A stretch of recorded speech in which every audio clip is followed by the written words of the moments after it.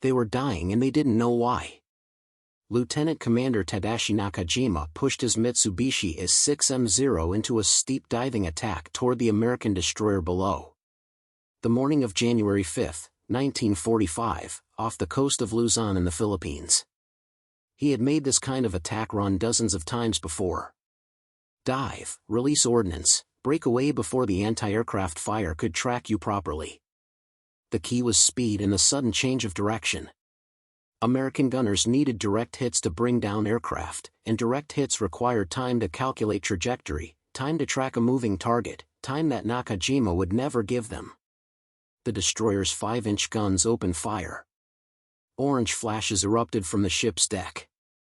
Black puffs of smoke appeared in the sky ahead, the familiar sight of exploding shells detonating at their preset altitude fuses. Nakajima had seen this hundreds of times. The Americans would aim where they thought he would be. He would not be there. Simple mathematics. If you're enjoying this deep dive into the story, hit the subscribe button and let us know in the comments from where in the world you are watching from today. But something was different this time. The black puffs were appearing closer to his aircraft than they should have been. Not at fixed altitudes below or above him, but tracking his path. Following him. One explosion erupted perhaps 20 meters to his left. He felt his zero shudder from the concussion. Metal fragments rattled against his fuselage with sounds like hail on a tin roof. Another explosion, this one 15 meters ahead and slightly high. More fragments. His cockpit glass cracked in 2 places. Nakajima pulled hard right, breaking his attack pattern, abandoning the run. This was wrong. The shells were exploding near him, not at predetermined heights where he wasn't. They were following his aircraft's position. Tracking him not with direct hits but with explosions that seemed to sense where he was. His wingman's aircraft, 30 meters to his right, simply disintegrated. No direct hit that Nakajima could see. Just a shell that exploded perhaps 10 meters away from the aircraft, and suddenly his wingman's Zero was tumbling in pieces toward the ocean below. The pilot never got out. Nakajima gained altitude and distance, his mind trying to process what he had just witnessed.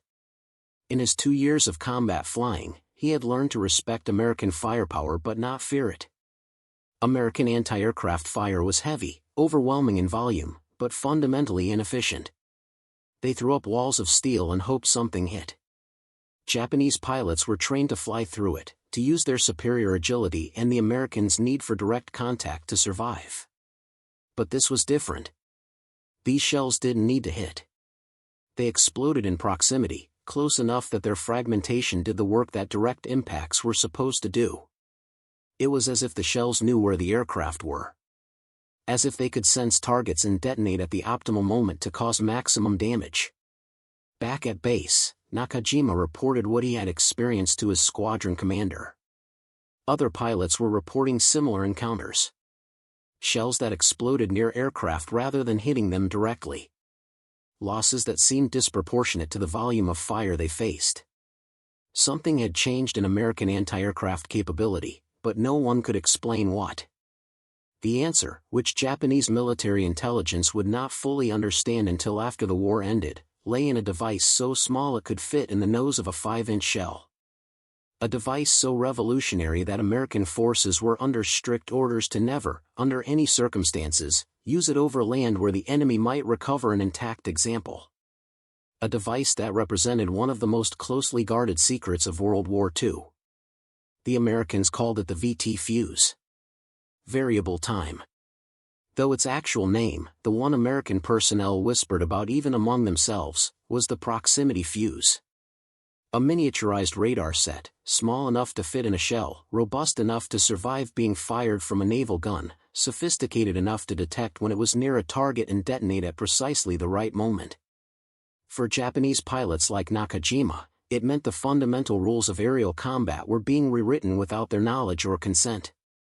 To understand what Nakajima was experiencing, you must first understand what he believed about his training, his aircraft, and his chances of survival. Japanese naval aviation in 1945 was built on a foundation of exceptional pilot quality and aircraft designed for maneuverability above all else. The training system that produced pilots like Nakajima was perhaps the most rigorous in the world. Before the war, it took approximately 4 to 5 years to produce a fully qualified Japanese naval aviator.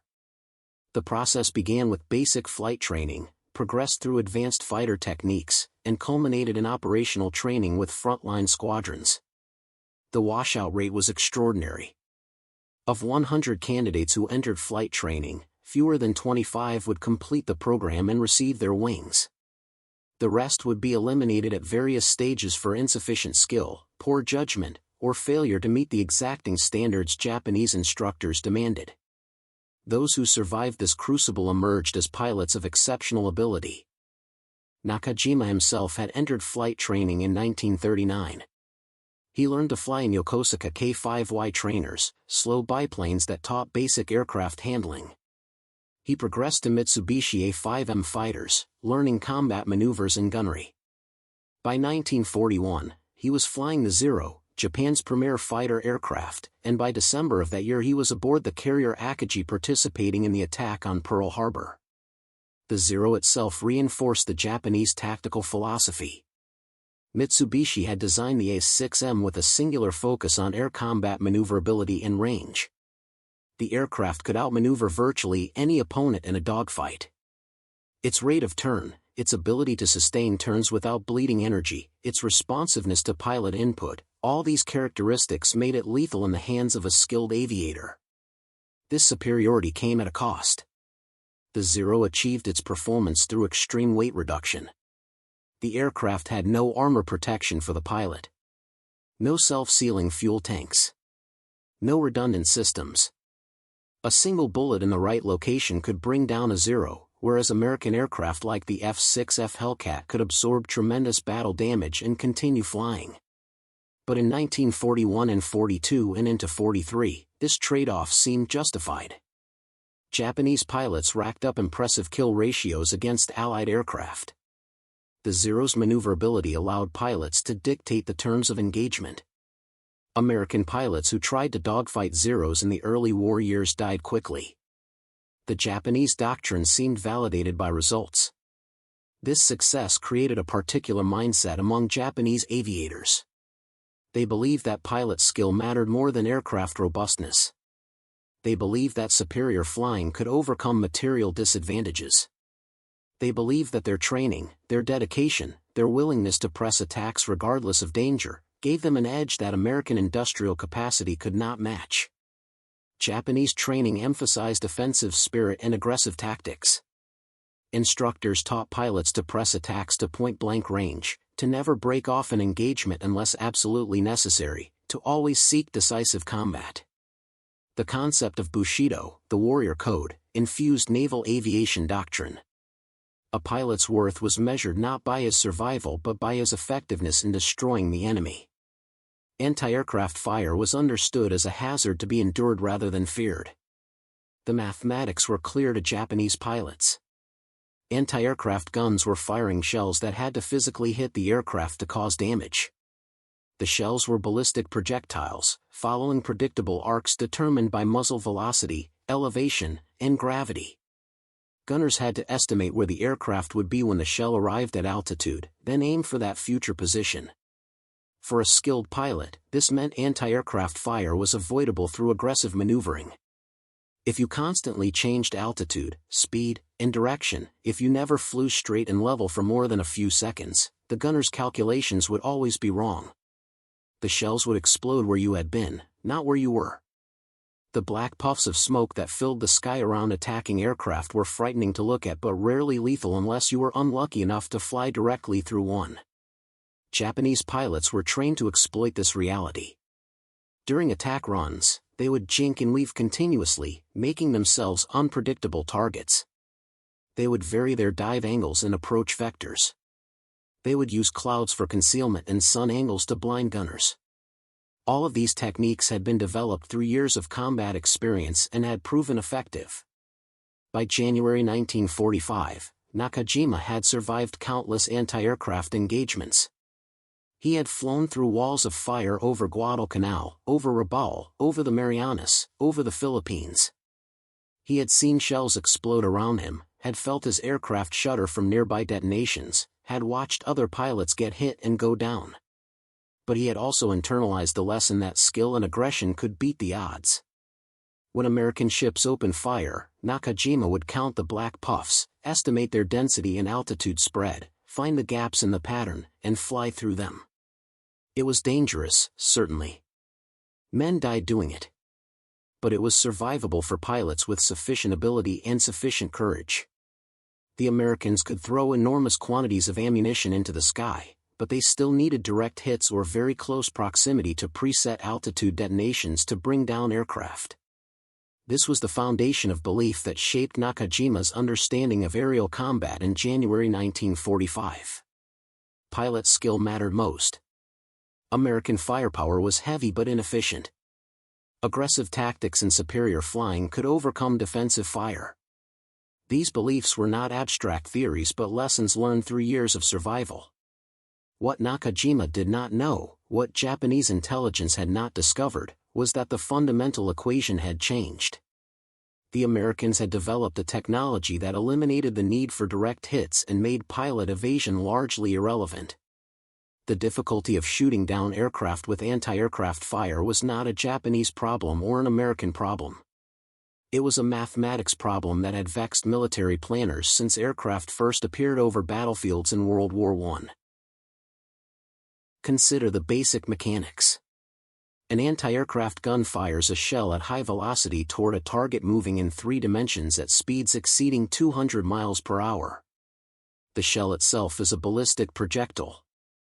Once it leaves the gun barrel, its path is determined entirely by physics. Gravity pulls it downward. Air resistance slows it. The shell follows a predictable arc from gun to detonation point. The aircraft, meanwhile, is not following a predictable path. It is maneuvering, changing altitude, changing speed, changing direction. The pilot is actively trying to avoid being hit, using every bit of aircraft performance and tactical knowledge to make himself a difficult target. The gunner's task is to calculate where the aircraft will be when the shell arrives at altitude, then aim the gun to deliver the shell to that future position. This calculation must account for the aircraft's current position, its velocity vector, its altitude, the wind conditions, the shell's flight time, and the probability that the aircraft will maintain its current path rather than maneuvering. In practice, this calculation was extraordinarily difficult. Fire control systems in the 1940s could help automate some of the mathematics, but they relied on assumptions about target behavior that skilled pilots routinely violated. The result was that anti-aircraft fire, even when heavy and sustained, rarely achieved direct hits. The United States Navy understood this problem intimately. In the years before World War II, they had conducted extensive testing of anti-aircraft effectiveness. The results were sobering. In controlled test conditions with drone aircraft flying predictable patterns, anti-aircraft guns achieved hit rates measured in single-digit percentages. In combat conditions against maneuvering targets, the hit rate dropped to less than 1%. This meant that thousands of shells had to be fired to achieve a single hit. The ammunition expenditure was enormous. The logistics of supplying that much ammunition to ships at sea was challenging. And even with heavy fire, skilled enemy pilots could often penetrate defenses and deliver their attacks. The traditional solution was volume of fire and timed fuses. If you couldn't reliably hit individual aircraft, you could create zones of airspace so saturated with exploding shells that aircraft would be forced to fly through the fragments. Shells were fitted with mechanical time fuses that would detonate them at preset altitudes. Gunners would set fuses to create a barrage pattern at the altitude where they expected enemy aircraft to attack. This approach worked to some degree. It forced attacking aircraft to fly through dangerous airspace. It caused some casualties through fragments and blast effects. But it remained inefficient. Most shells exploded in empty sky. Determined pilots could often find gaps in the barrage pattern and exploit them. The 5-inch .38 caliber dual-purpose gun that equipped most American destroyers and many cruisers in World War II represented the state-of-the-art in 1941. The gun could fire a 55-pound shell to altitudes exceeding 35,000 feet. It could maintain a sustained rate of fire of 15 to 20 rounds per minute. Fire control directors calculated firing solutions and transmitted data to the guns. But even with these sophisticated systems, the fundamental problem remained. The shells still had to be set to explode at predetermined altitudes. If the attacking aircraft was not at that altitude when the shell detonated, the shell was wasted. A skilled pilot who varied his altitude continuously could often avoid the barrage pattern entirely. American naval commanders in 1942 and 43 watched with growing concern as Japanese pilots, particularly the highly trained aviators who flew from carriers and conducted land-based bomber attacks, demonstrated their ability to penetrate anti-aircraft defenses. At the Battle of the Coral Sea in May 1942, Japanese torpedo bombers sank the carrier Lexington despite heavy anti-aircraft fire. At Santa Cruz in October 1942, Japanese dive bombers damaged the carrier Enterprise and sank the carrier Hornet, again penetrating intense defensive fire. The Navy calculated that approximately 3,000 5-inch shells were being fired for every aircraft shot down. This was not sustainable. American industry could produce ammunition in vast quantities, but the sheer tonnage required to supply the fleet was straining logistics. More importantly, enemy aircraft were still getting through to hit ships, sink ships, kill American sailors. What the Navy needed was a way to make every shell more effective. Instead of requiring direct hits or lucky proximity to timed detonations, they needed shells that could detect when they were near an aircraft and detonate automatically at the optimal moment. They needed, in effect, shells that could think.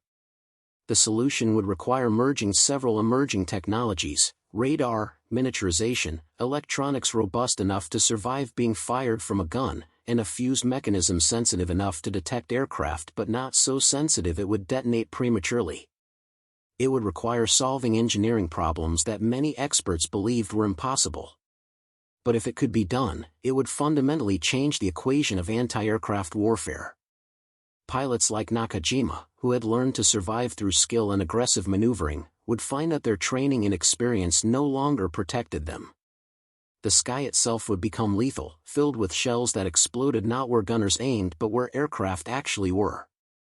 This was the technological revolution that Japanese pilots were encountering in January 1945. They didn't understand it. They couldn't explain it. But they were dying from it in increasing numbers, and their deaths would help decide the outcome of the war in the Pacific. The device that would revolutionize anti-aircraft warfare began development in 1940, before the United States had even entered World War II.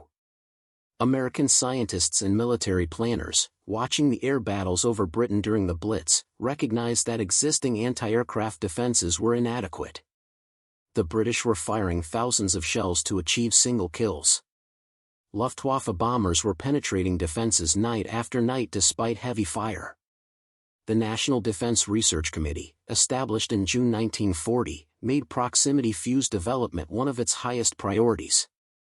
They assembled teams of scientists from multiple institutions including Johns Hopkins University, the Carnegie Institution, and the National Bureau of Standards. The goal was clear but the engineering challenges seemed insurmountable. The fuse would need to contain a miniaturized radar transmitter and receiver. It would need a power source that could provide electricity for the electronics. It would need to survive the acceleration forces when fired from a gun, forces that could exceed 20,000 times the force of gravity. It would need to function reliably in temperatures ranging from far below freezing at high altitude to extreme heat from the gun barrel. It would need to distinguish between aircraft targets and ground clutter. And it would need to detonate the shell at precisely the right distance from the target, close enough for fragments to be lethal but not so close that the shell passed by before detonating. Each of these requirements represented a significant engineering challenge. Together, they seemed impossible. Radar sets in 1940 were room-sized installations.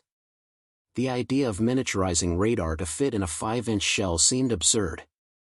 Vacuum tubes, the electronic components that made radar possible, were fragile glass devices that shattered under shock. Batteries were heavy and unreliable. The entire concept appeared to violate known engineering limitations. But the American research effort proceeded anyway, driven by urgency and supported by substantial funding. Section T of the National Defense Research Committee, led by physicist Merle Tuve at Johns Hopkins, took primary responsibility for the project. They approached each problem systematically. For the radar components, they developed miniaturized vacuum tubes specifically designed to survive gun launch forces. These tubes, designated VT tubes for variable time, had reinforced internal structures and special mounting systems. They were tested by firing them in artillery shells repeatedly until designs that could survive were identified. For the power source, they developed batteries using special electrolytes that remained stable under high acceleration. The battery was activated by the setback force when the shell was fired, meaning it didn't need to maintain charge during storage. This solved both the reliability problem and the safety problem, as an inactive battery could not accidentally detonate the shell. For the detection circuit, they designed a system that transmitted a continuous radio signal and measured the reflected energy. When the shell was far from any object, the reflected energy was minimal. As it approached a large metal object like an aircraft, the reflected energy increased dramatically. When the reflected energy exceeded a threshold, the circuit triggered the detonator. The antenna was integrated into the nose cone of the shell, a carefully designed metal structure that both transmitted the radio signal and survived the aerodynamic stresses of flight. The electronics package was potted in wax to protect it from shock and moisture. The entire fuse assembly fit in a cylindrical package just over 4 inches long and about 2 inches in diameter. By August 1941, prototypes were ready for testing. Initial tests were conducted at the Naval Proving Ground in Dahlgren, Virginia. Engineers fired shells equipped with prototype fuses at drone aircraft flying controlled patterns. The early results were mixed. Some fuses worked perfectly, detecting the drone and detonating at the optimal range. Others failed to function or detonated prematurely. The reliability was insufficient for combat use. Throughout 1942, the research teams worked to improve reliability.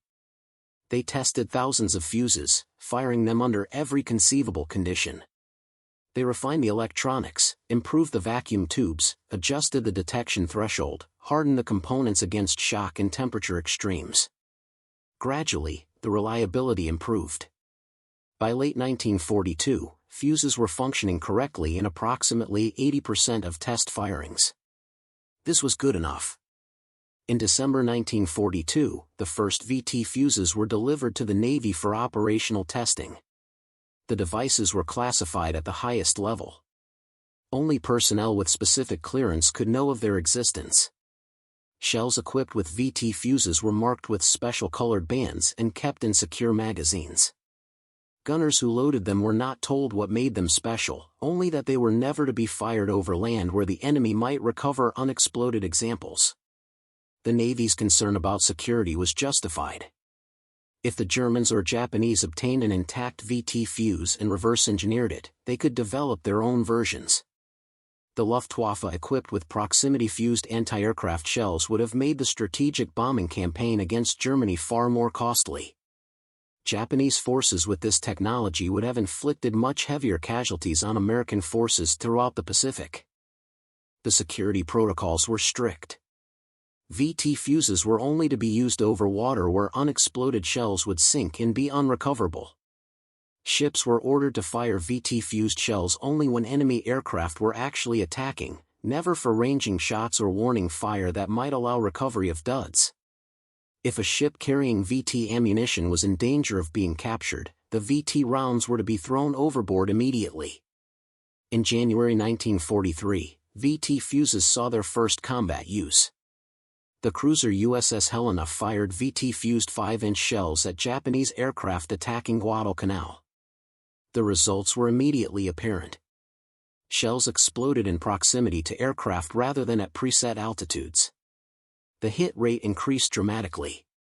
Japanese aircraft that would have survived conventional anti-aircraft fire were damaged or destroyed by shells that detonated near them. Throughout 1943 and into 1944, production of VT fuses ramped up.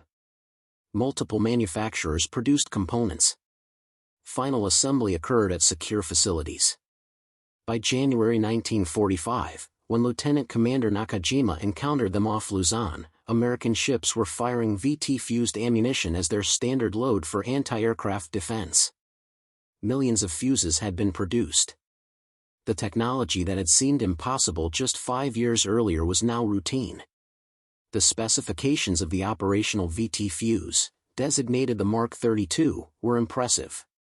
The device contained 5 miniature vacuum tubes, a battery, a transmitter circuit operating at approximately 180 MHz, a receiver circuit, and a detonator mechanism. The entire package weighed approximately 2 pounds. It could detect aircraft at ranges up to approximately 100 feet and would detonate the shell when the target was approximately 70 feet away, the optimal distance for fragment effectiveness. The detection range was carefully calibrated.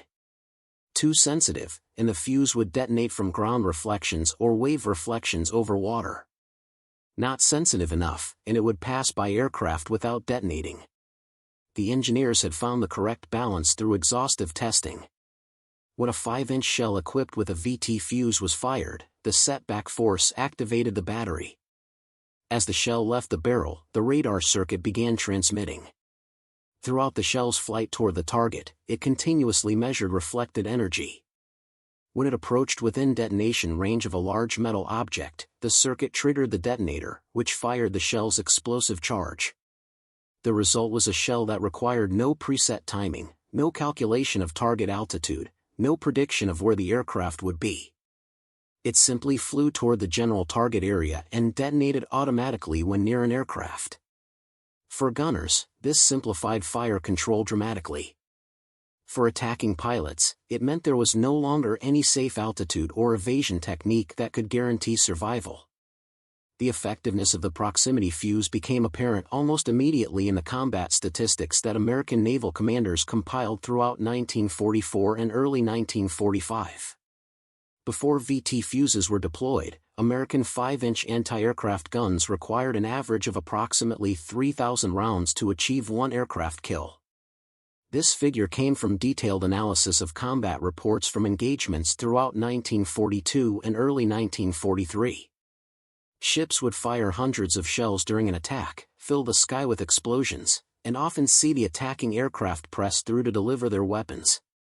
After VT fuses were introduced, the average rounds per kill dropped to approximately 400. This was not a marginal improvement. This was an order of magnitude change in effectiveness. The same guns, the same crews, the same fire control systems, but with shells that could sense their targets, were achieving kill rates 7 to 8 times higher than before. The implications were profound. A destroyer that previously might fire 200 rounds during an attack and hope to damage one aircraft could now expect to destroy or heavily damage 3 or 4 aircraft with the same ammunition expenditure. A cruiser or battleship with multiple 5-inch mounts could create a defensive zone that was genuinely lethal to attacking aircraft. Japanese pilots began reporting to their commanders that American anti-aircraft fire had become dramatically more effective. In after-action reports recovered after the war, Japanese aviators described shells that seemed to track aircraft, explosions that occurred near planes rather than at fixed altitudes, losses that could not be explained by traditional anti-aircraft fire patterns. If you find this story engaging, please take a moment to subscribe and enable notifications. It helps us continue producing in-depth content like this. One Japanese pilot who survived the war and was interviewed by American intelligence officers described his experience during an attack on American carriers in the Philippine Sea in June 1944. He had participated in what Japanese sources called the Great Marianas Turkey Shoot, where American carrier-based fighters and anti-aircraft fire decimated Japanese air groups. He said that the anti-aircraft fire was unlike anything he had experienced previously. Shells were exploding around his aircraft constantly, not in predictable patterns but seemingly tracking his movements. He saw his squadron leader's aircraft simply disintegrate from a near miss with no direct hit visible. He saw another pilot's plane have its tail section blown off by an explosion that occurred perhaps 10 meters away. Out of his group of 12 aircraft that began the attack, only 3 survived to return to base, and 2 of those were so heavily damaged they crashed on landing. At the Battle of Leyte Gulf in October 1944, American battleships and cruisers equipped with VT-fused ammunition destroyed numerous Japanese aircraft attempting to attack the landing forces. The battleship USS West Virginia reported firing approximately 800 rounds of 5-inch ammunition during air attacks on October 24 and 25 and claiming 14 confirmed aircraft kills. This represented a kill rate of approximately 1 aircraft per 57 rounds, far better than the pre-VT average. The statistical improvement was consistent across all ship types and all theaters where VT ammunition was employed. The U.S. Navy's Bureau of Ordnance compiled detailed data from combat reports and concluded that VT fuses had increased anti-aircraft effectiveness by factors ranging from 4 to 10 depending on engagement conditions. The Japanese military's intelligence services tried to understand what had changed. They knew American anti-aircraft fire had become more lethal, but they couldn't determine why. Interrogation of captured American sailors who had served on ships with VT ammunition yielded nothing because most of them didn't know the technical details of the fuses. They simply loaded shells and fired them as directed. Japanese pilots developed theories. Some believed the Americans had developed new explosive compounds that created larger blast radii. Others thought fire control systems had been dramatically improved. Some speculated about acoustic or magnetic detection systems. None of these theories were correct, but without access to an intact VT fuse, Japanese scientists had no way to understand the actual mechanism. The closest Japan came to discovering the truth occurred in April 1945 when several unexploded American 5-inch shells were recovered from the waters around Okinawa. Japanese ordnance specialists examined these shells and noted unusual components in the nose fuses. They recognized these were not standard time fuses, but they could not determine their function from external examination. The electronics were potted in wax and the specialists were reluctant to disassemble the fuses for fear of destroying the evidence or triggering hidden self-destruct mechanisms. A report was prepared and sent to Japanese naval headquarters in Tokyo.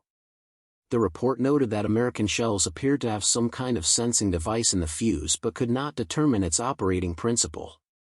The report recommended further investigation, but before any detailed analysis could be conducted, the war ended.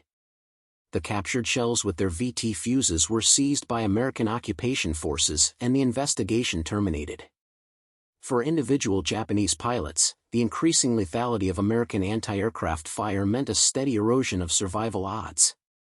Pilots who had survived dozens of missions in 1943 and early 1944 were being shot down in 1945 despite using the same evasion techniques that had previously kept them alive.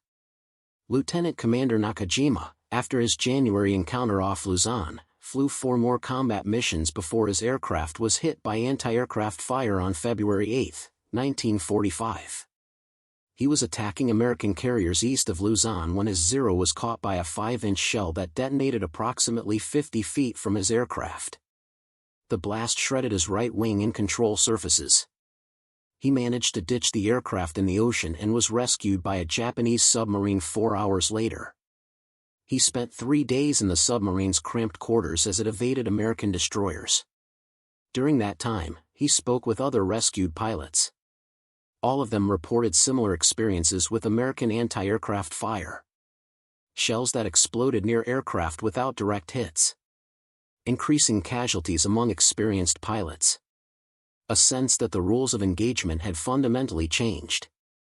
When Nakajima returned to his base, he reported to his commanding officer that in his professional opinion, American anti-aircraft defenses had become so effective that conventional attack tactics were no longer viable. He recommended that if attacks on American ships were to continue, they would need to be conducted by pilots willing to deliberately crash into targets rather than attempting to deliver weapons and escape.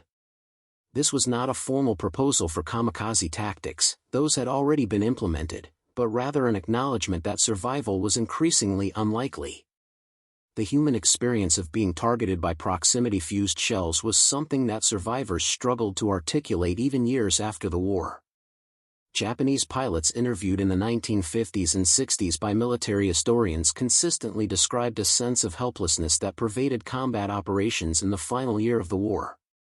Ensign Ryoji Ohara, who flew as a dive bomber pilot from January through August 1945, described his experience in an interview conducted in 1962. He had survived 23 combat missions, an extraordinary number for a Japanese pilot in the final months of the war when loss rates were catastrophic. O'Hara said that in his early missions in January and February, he still believed that skill and aggressive flying could overcome American defenses. He would dive steeply, vary his speed, use clouds for concealment, and generally fly the way he had been trained. He lost squadron mates on every mission but attributed this to bad luck or insufficient skill on their part rather than fundamental inadequacy in tactics. By March, his assessment changed. He was attacking a group of American destroyers west of Okinawa when anti-aircraft fire began tracking his dive bomber with what seemed like impossible accuracy. Shells exploded around him in rapid succession, each one closer than the last. He pulled out of his dive early, abandoning the attack, and fled at wave-top height. Even then, shells continued to explode near his aircraft until he was beyond effective range. 2 of the 4 aircraft in his section were destroyed during that attack. A third was so heavily damaged it crashed shortly after returning to base. Only O'Hara's aircraft escaped without critical damage. He realized then that survival was no longer about skill. It was about probability. Every attack run was a roll of dice. Eventually, the odds would turn against even the best pilots. This realization spread through Japanese air units in the spring of 1945. Pilots who had previously believed their training and ability gave them a reasonable chance of survival began to understand that they were essentially being sent to die. The question was not whether they would be shot down but when. The psychological impact was severe. Japanese military culture emphasized duty, honor, and acceptance of death in service to the emperor. But even within that framework, there was an expectation that death would come in honorable combat, not through technological mismatch that made survival effectively impossible regardless of skill. Some pilots volunteered for kamikaze missions, reasoning that if death was inevitable, at least a deliberate crash into an enemy ship would ensure their sacrifice achieved something. Others continued flying conventional missions but with a sense of fatalism that bordered on despair. After-action reports from Japanese squadrons in the final months of the war frequently noted morale problems among pilots who felt they were being wasted in futile attacks. The American perspective was entirely different. For U.S. Navy gunners and ship crews, the VT fuse represented a technological triumph that was saving their lives. Ships that previously might have been hit by kamikaze aircraft despite heavy defensive fire were now destroying attackers before they could reach the ships. A report from the commanding officer of USS Laffey, a destroyer that survived a massive kamikaze attack off Okinawa on April 16, 1945, noted that the ship had fired approximately 1,000 rounds of 5-inch ammunition during the attack. The ship was hit 5 times by kamikaze aircraft and near-missed by 3 bombs, but it survived and remained operational. The commander estimated that without VT fuses, at least twice as many attacking aircraft would have gotten through and the ship would certainly have been sunk. The USS Bunker Hill, an aircraft carrier hit by 2 kamikaze aircraft on May 11, 1945, suffered casualties of 396 killed and 264 wounded. The ship survived and returned to service after repairs. Officers analyzing the attack concluded that the carrier's defensive fire, primarily VT-fused 5-inch shells, had destroyed or damaged approximately 15 attacking aircraft. Without that defensive success, additional kamikazes would likely have hit the ship and the casualties would have been even higher. These were not abstract statistics. They represented thousands of American sailors who lived because VT fuses made defensive fire more effective.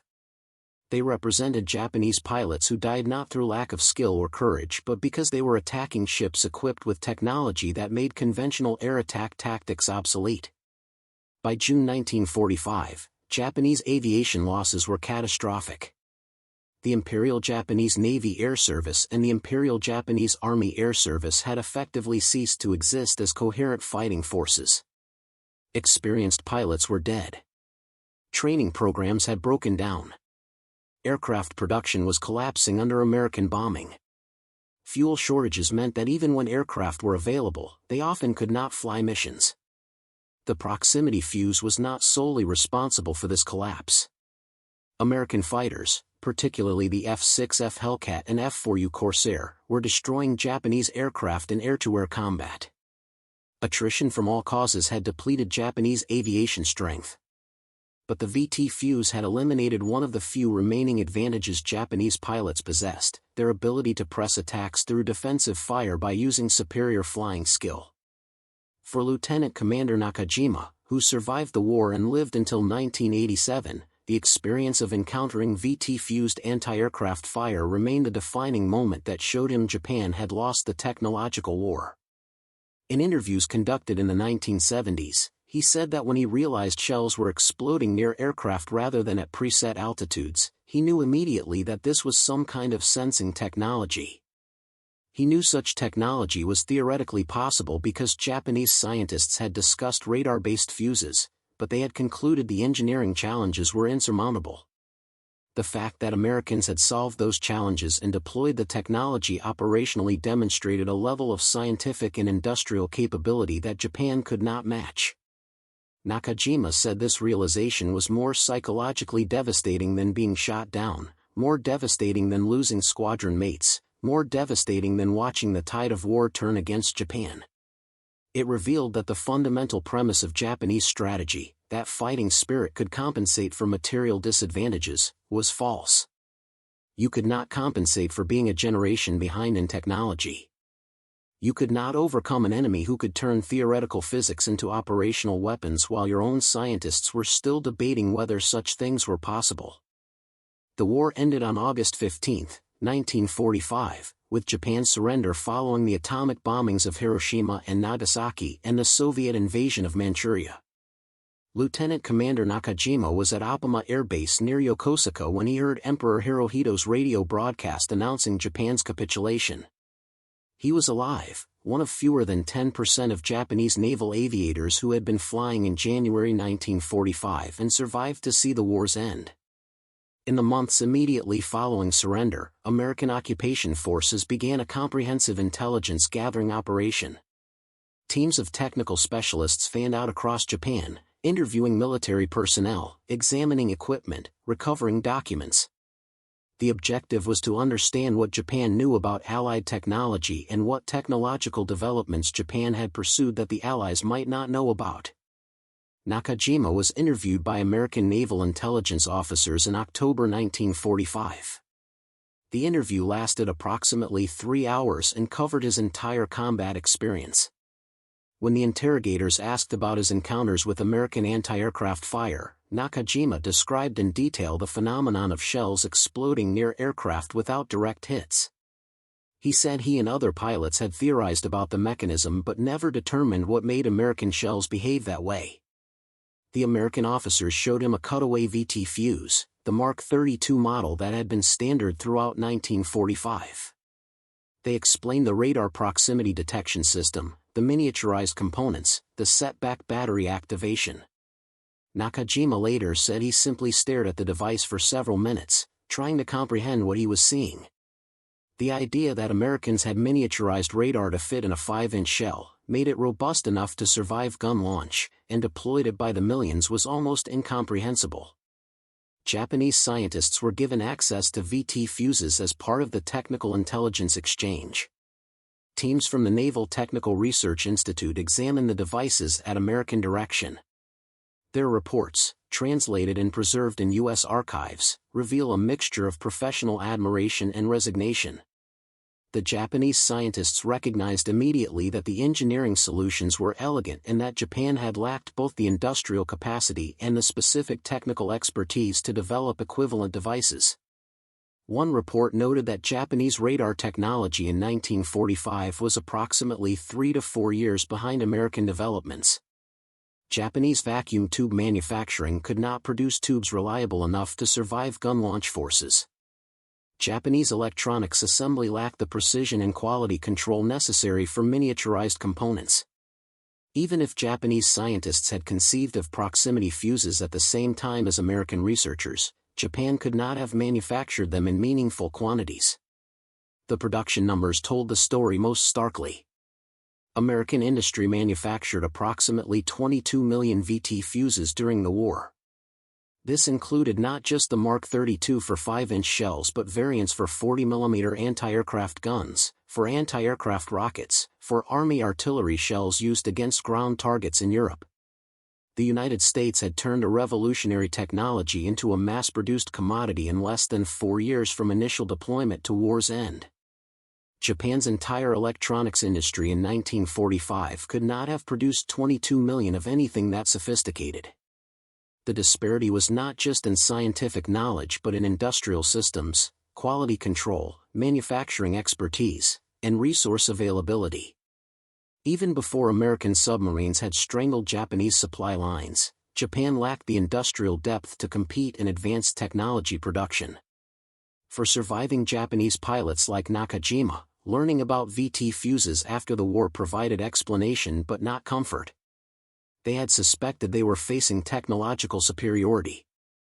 Having it confirmed with specific technical details only reinforced how completely they had been outmatched. The pilots who had died in the final months of the war, who had pressed attacks through increasingly lethal anti-aircraft fire, had been fighting against technology they didn't understand and couldn't counter.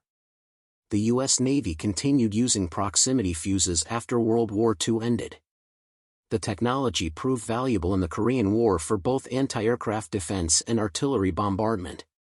During the Vietnam War, proximity-fused artillery shells were used extensively. The basic principle of using radar or other sensors to detonate projectiles near targets rather than requiring direct hits became standard across multiple weapons systems. Modern military forces use sophisticated descendants of the original VT fuse. Contemporary anti-aircraft missiles, artillery shells, and even some small arms ammunition incorporate proximity detection. The technology that seemed impossible in 1940 has become ubiquitous in 21st century warfare. The engineering challenges that American scientists solved during World War II opened a technological path that continues to evolve. For Lieutenant Commander Nakajima, the post-war years brought a return to civilian life. He worked as an engineer for Mitsubishi Heavy Industries, the same company that had built the Zero fighters he flew during the war. He married, raised a family, and lived quietly until his death in 1987 at age 68. He rarely spoke publicly about his war experiences except for several interviews with military historians in the 1970s. In those interviews, he consistently returned to his encounter with proximity-fused shells as the moment he understood Japan had lost not just the war but the technological competition that underlay modern warfare. He said that all the training, all the dedication, all the willingness to die for the emperor meant nothing when facing weapons that eliminated the advantages skilled pilots possessed. It was not a question of courage or fighting spirit. It was mathematics and physics and industrial capacity, and Japan had been on the wrong side of all three. The proximity fuse's impact on World War II extended far beyond its direct contribution to shooting down Japanese aircraft. It represented something more fundamental about the nature of industrial warfare in the 20th century. The nation that could translate scientific knowledge into mass-produced weapons fastest would possess overwhelming advantages. Consider the timeline from concept to deployment. American scientists began serious proximity fuse development in 1940. The first combat use occurred in January 1943.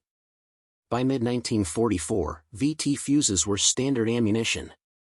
This represented approximately 3 years from initial research to widespread deployment of a revolutionary technology. The speed of development was possible only because of America's scientific establishment, its industrial capacity, and its ability to mobilize resources. Japan had capable scientists who understood the theoretical principles of radar-based fuses. Japanese military planners recognized that better anti-aircraft defenses were necessary. But Japan could not translate knowledge into hardware at the speed and scale required for modern war. The gap was not primarily in scientific understanding but in industrial execution. This pattern repeated across multiple technologies during the war. American industry produced proximity fuses, computers for fire control, radar systems for night fighters, long-range navigation aids, and numerous other technologies that gave Allied forces decisive advantages. German industry produced some technologically sophisticated weapons like jet fighters and ballistic missiles, but often in quantities too small to affect outcomes. Japan's industry struggled to produce even existing technologies in adequate quantities, let alone develop and deploy new ones. The proximity fuse killed Japanese pilots through a chain of causation that began not with the shell's detonation but with American investments in scientific research, engineering education, industrial capacity, and supply chain logistics made years before the war. When Nakajima encountered VT-fused shells in January 1945, he was colliding with the accumulated results of decisions made in Washington, Detroit, and Baltimore that had nothing to do with fighting spirit or tactical doctrine. American universities had trained the engineers who designed miniaturized vacuum tubes. American corporations had developed the manufacturing processes to produce those tubes by the millions. American logistics had delivered the fuses to ships operating thousands of miles from home. American industrial workers, many of them women who entered the workforce specifically to support war production, had assembled the components in factories operating around the clock. The shell that detonated near Nakajima's Zero was the end product of an industrial system that Japan simply could not match. The strategic implications shaped the Pacific War's final year. As VT fuses made conventional air attacks increasingly suicidal, Japanese commanders shifted to kamikaze tactics where pilots deliberately crashed into targets. This was partly ideological, reflecting Japanese military culture's acceptance of self-sacrifice. But it was also practical recognition that pilots were dying anyway in conventional attacks, so deliberate crashes at least guaranteed the aircraft would hit something valuable. The kamikaze campaign from October 1944 through August 1945 sank 34 American ships and damaged 368 others. But these successes came at the cost of approximately 4,000 Japanese aircraft and pilots.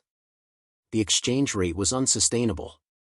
Japan was trading trained pilots and scarce aircraft for damaged ships that American industry could replace faster than Japan could build new planes.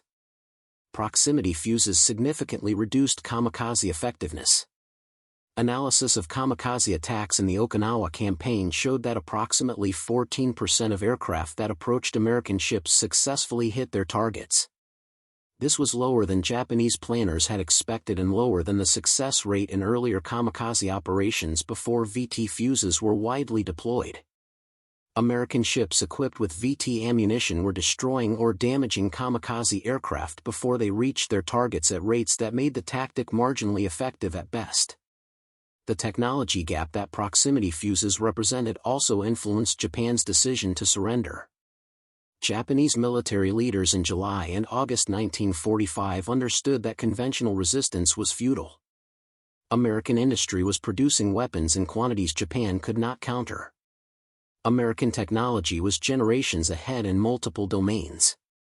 The atomic bombs demonstrated American scientific capabilities that Japan could not approach. Continuing the war meant accumulating casualties with no possibility of forcing a favorable peace. For historians analyzing why Japan lost the Pacific War, the proximity fuse serves as a compact example of larger patterns. Japan entered war with the United States believing that fighting spirit, tactical excellence, and willingness to accept casualties could compensate for material disadvantages. This belief was proven wrong repeatedly across multiple technologies and battles. The proximity fuse was simply one of the clearest examples where technology eliminated the advantages skilled Japanese forces possessed. The device also illustrated the importance of security and intelligence in technological warfare. American success in keeping VT fuse technology secret until it was deployed in overwhelming quantities meant Japan never had opportunity to develop countermeasures or equivalent weapons.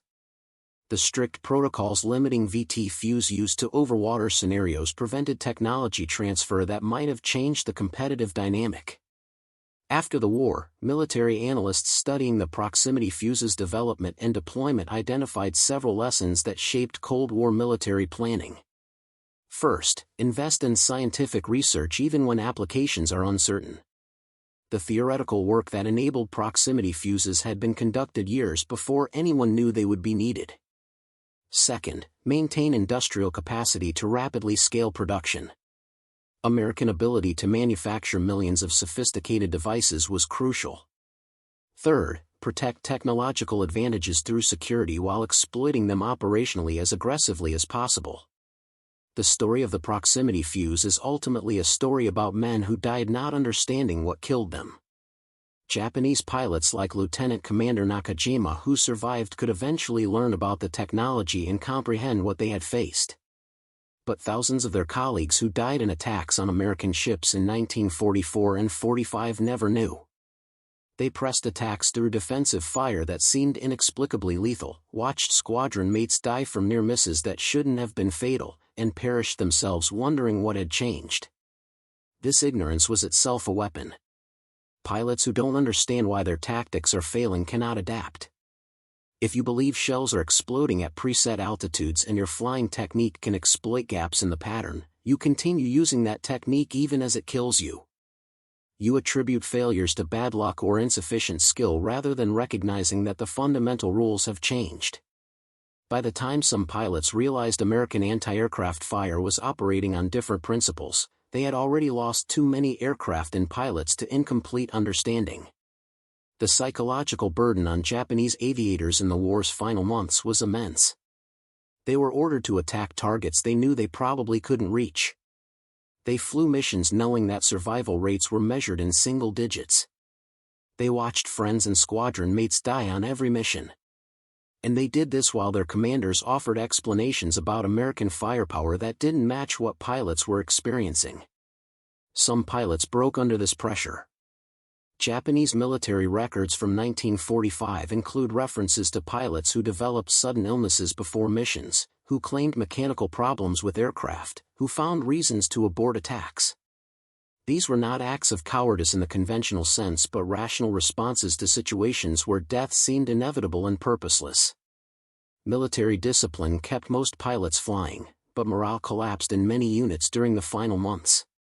For American sailors and gunners, the experience was entirely different but also psychologically complex.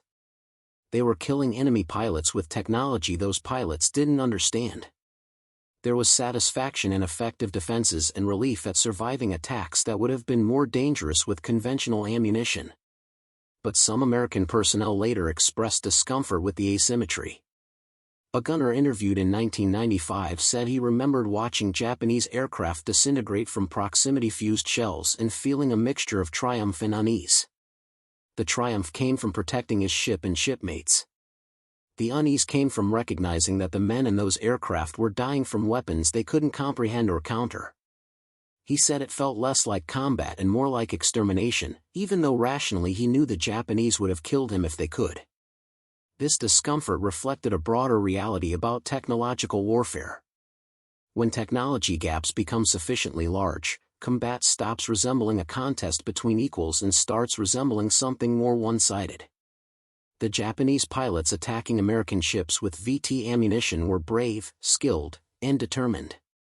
But bravery and skill meant nothing against technology that made their techniques obsolete.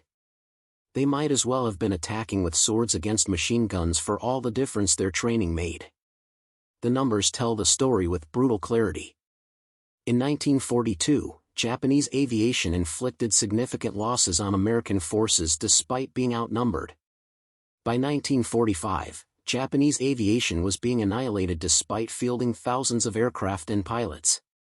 The difference was not that Japanese pilots had become less skilled or less brave. The difference was that American technology, industrial capacity, and tactical adaptation had made Japanese methods obsolete. Lieutenant Commander Nakajima's January 1945 encounter with proximity-fused anti-aircraft fire was his moment of revelation but not his moment of death. He survived that engagement and several others. But he carried for the rest of his life the knowledge that he had fought in a war where his side was technologically outmatched to a degree that made traditional military virtues insufficient. Courage could not compensate for radar-fused shells. Skill could not overcome industrial capacity disparities measured in orders of magnitude. Dedication to the Emperor could not change the mathematics of armor penetration and blast radius. In his final interview in 1986, a year before his death, Nakajima was asked what lesson he would want people to understand about his wartime experience.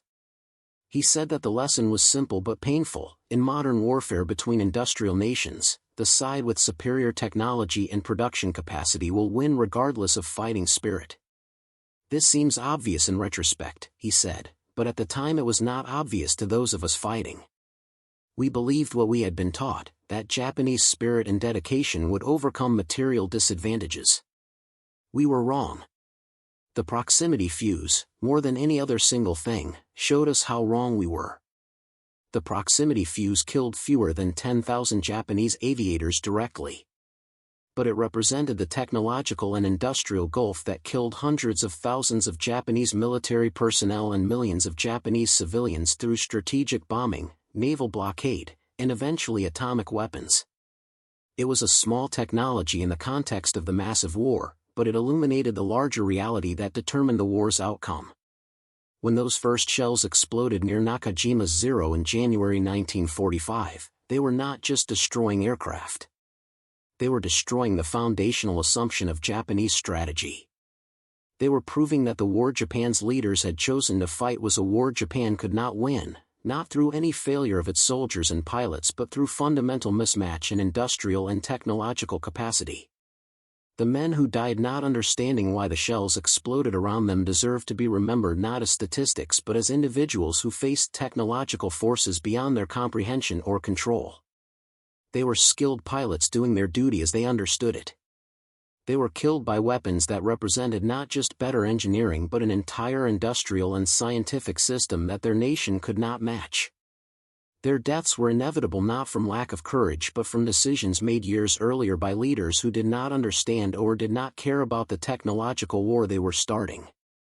This is the ultimate cost of fighting a war you cannot win, the men who die believing in victory that was never possible, trusting in advantages that never existed, and perishing without ever understanding why their skill and dedication were insufficient. Thank you for watching. For more detailed historical breakdowns, check out the other videos on your screen now and don't forget to subscribe.